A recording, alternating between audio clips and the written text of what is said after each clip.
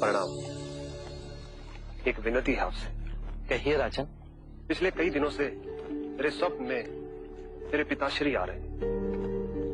मैंने ब्राह्मणों से भी इसका अर्थ पूछा तो उनका कहना था कि तुम्हारे पिताश्री को शांति नहीं मिली, उनके लिए पूजा करनी हो, यज्ञ संपन्न करना होगा। आप तो परम ज्ञान का स्वरूप है, तो विनती है आपसे कि पूजा विधि आप ही के हाथों से हो, जो मेरे पिताश्री तक पहुंचे, उन्हें मुक्ति मिले, जीवन मरण के इस चक्र से वो मोक्ष पाले।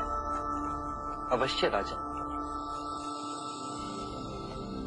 आप मिट्टी के 2 घड़े मंगवाइए, एक में घी भरवाइए और एक घड़े में कंकड़ पत्थर भरवाइए,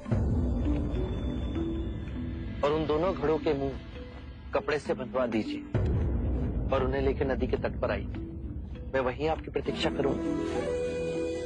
मैं भी उसका प्रबंध करता हूं महाराज।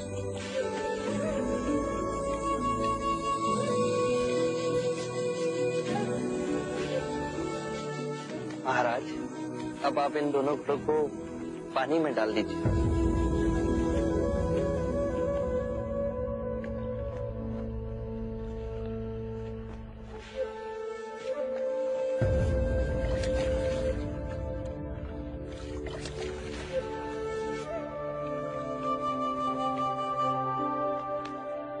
महाराज, अब इन दोनों घड़ों को आप तोड़ दीजिए।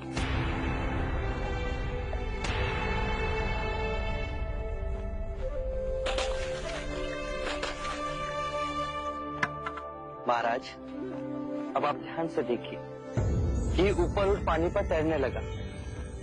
अब बताइए, मेरे या किसी और के पूजा पाठ करने से क्या ये घी नीचे बैठ सकता है? असंभव। ये तो घी का स्वभाव ही नहीं। सत्य कहा आप। उसी प्रकार किसी भी पूजा पाठ, विधि विधान, कर्म कांड के द्वारा पानी के अंदर डूबे हुए कंकड़ पत्थर क्या ऊपर आ तैर सकते हैं? नहीं बुद्ध, ये तो प्रकृति के नियम के विरुद्ध है। तो हम प्रकृति से भिन्न कैसे हुए? हम भी तो प्रकृति का ही रूप है। सत्य कहा बुद्ध। एक सत्य ये भी है राजन, यदि हमारे पूर्वजों ने अपने जीवन काल में कंकड़ पत्थर बोए, दुष्कर्म किए, तो वो स्वाभाविक ही कंकड़ पत्थर की तरह नीचे बैठ जाएंगे। और यदि उन्होंने अपने जीवन काल में सत्कर्म किए तो स्वाभाविक ही घी की तरह ऊपर आ तैरने लगेंगे। जो बोएंगे वही काटेंगे। परंतु इस शरीर रूपी जीवन काल में ही नहीं, अपितु इस शरीर रूपी जीवन काल के पश्चात वाली यात्रा में भी हम जैसे कर्म करेंगे वैसा ही फल मिलेगा। अब बताइए, इस प्रकृति के नियम को कोई पूजा पाठ, कर्म कांड, विधि विधान, यज्ञ हवन मिटा सकता है? राजन, मैं भी इसको नहीं बदल सकता।